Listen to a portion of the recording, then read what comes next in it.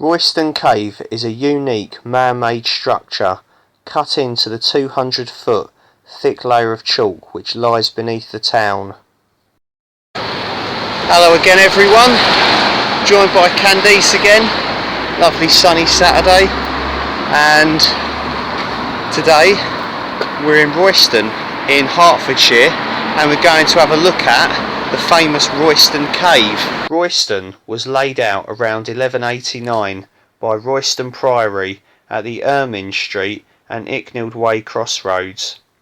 5 parishes meet at this point, 3 of them in Cambridgeshire. The cave was discovered by accident in August of 1742 by workmen erecting a bench in a butter market in the Meerkat House, which has since been demolished. A millstone was found in the ground, which when lifted disclosed a vertical well-like shaft about 2 foot in diameter and 16 foot deep. Toe holds had been cut into the chalk on opposite sides to form steps. A small boy was volunteered to make the first descent. It was found that the cave was more than half filled with earth and debris. The dome of the cave has been bricked over, and there is a grille in the pavement above through which light penetrates and air circulates. When the cave was discovered, however, the dome above was complete and partially tiled. It was said to have been within a foot of the surface of the road.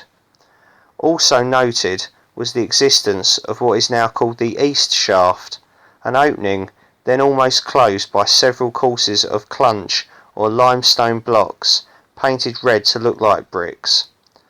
Only 2 and in some places 3 courses now remain. It may have been a chimney to take away the smoke from a crude oil burning lamp called a cresset, or it may have been used to lower goods into the cave.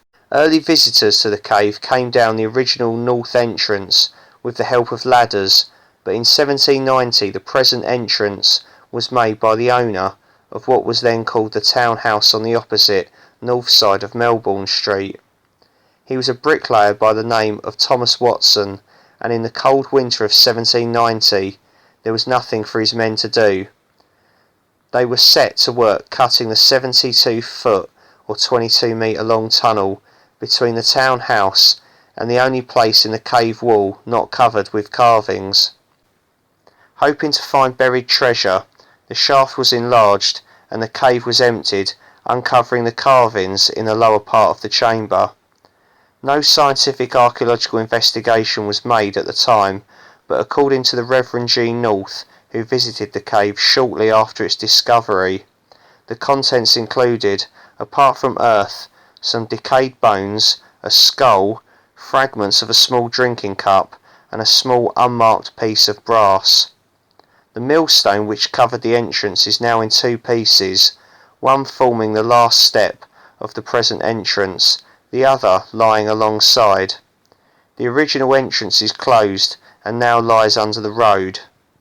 The cave has a cylindrical lower part about 17 foot in diameter and 10 foot high, decorated with low relief carvings of medieval appearance, some of which may have originally been coloured.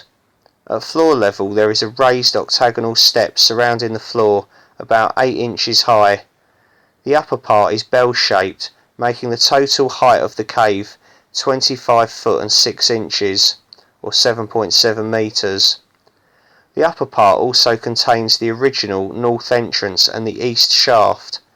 The east shaft is over the eastern end of a recess in the octagonal step, which has always been called the grave, although it was never used as such. The lower part of the cave is covered with names cut by visitors, but in the upper part of the cave, inaccessible to modern visitors, there is graffiti which probably dates from the time the cave was in use. It includes several Templar-style crosses, a bearded head, a sun and a shield. No historical records exist to explain the origin and purpose of the cave, and there is no organic material present to allow dating to take place. We are left therefore with a number of theories. These include that it may have been a prison, a hermitage, an early Masonic lodge with links to King James I, a frequent visitor to Royston and a Freemason himself, or perhaps a secret meeting place for the Knights Templar. Recently, research was carried out on the design of the crowns, swords and costume depicted in the cave. The research was carried out by Philip Lancaster, retired curator of arms and armour at the Royal Armouries, and he concluded that the carvings were probably done after 1350 and possibly even later. In all likelihood, we will never probably know for sure what made the carvings. The Knights Templar were a religious and military group, often described as warrior monks, formed in 1118 to protect pilgrims going to the Holy Land. They became an influential pan-European organisation. Within 50 years they owned some 7,000 manors in Europe and had acquired vast financial resources. They were prominent in farming, accepted valuables for safe deposit or transit, and maintained a fleet of ships. Their principal centre in England was the Temple in London. By the end of the 13th century, the Knights Templar had fallen into disrepute and were accused of heresy, leading to their persecution. It is also possible that the Church and kings throughout Europe wished to lay claim to Templar lands and wealth. In France, members of the order were imprisoned in 1307, and some were subsequently burned to death. The persecution followed quickly throughout Europe, but delays by Edward II in England allowed many Templars to escape to Scotland or possibly go underground. The order was finally suppressed by Pope Clement V in 1312. The carvings in the cave include 4 saints. Below the original entrance is St. Christopher, patron saint of travellers, with the child Jesus on his shoulder and a staff in his hand. Moving to the left, high up on the west part of the wall, is St. Catherine. Further to the left is St. Lawrence, who was martyred on a gridiron. Left again is the figure with drawn sword, who may represent St. Michael or possibly St. George, who was later patron saint of England.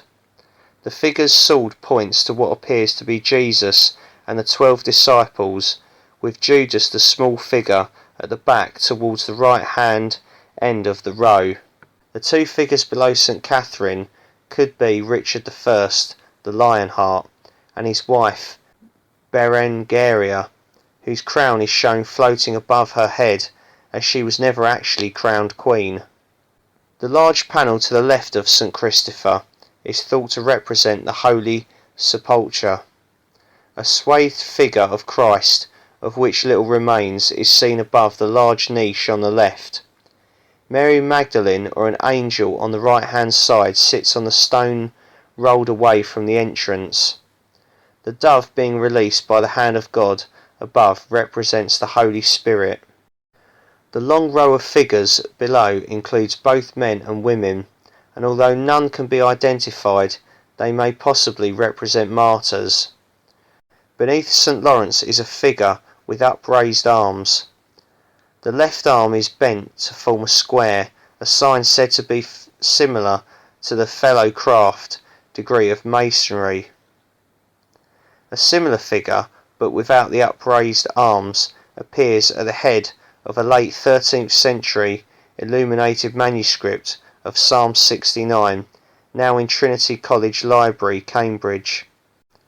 The 2 figures close together, one with a repaired head, are thought by some to be all that is left of a known Templar seal, showing 2 knights riding the same horse, whilst others have suggested they represent a degree in speculative masonry. Elsewhere are cavalry scenes and a group showing what might be the Holy Family. There are also what appear to be pagan fertility symbols, including an earth goddess or Sheila Nagig. It is unclear what the large panel to the right of St. George signifies, but some suggest it shows a general or the Grand Master at the head of his armies, but equally may depict a burning at the stake, possibly that of the Templar Grand Master Jacques de Molay. It is also possible that there was a wooden part floor just above the carvings. What may be beam slots can be seen under the original entrance and in the opposite part of the wall. An investigation of part of the floor in 1976 found a post slot which might have supported the floor above. The part floor may have been supported on 4 posts held in position by struts wedged between the platform and the cave wall. Around the base of the cave is a raised octagonal step, badly worn in places at the time before the railings were fitted. Too low for sitting, it was probably used for kneeling. In all likelihood, we will probably never know for sure who made the carvings, but the mystery continues to attract experts from around the world. It is still questionable whether the cave was truly a Christian oratory, used by the Templars or even the Freemasons, and if so, were they saints or sinners? But that is another story.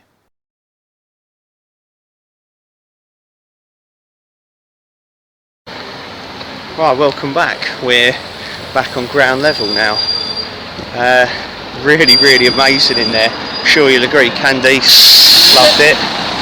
So yeah, we're probably going to head off, do a little day walk now nearby. Yeah, that's the end of this video. Hope you enjoyed it. Get in the comments and let us know what you think, and let us know if you've been here before and stuff. Apart from that, thank you very much. See you again soon. Ta-ta. Bye.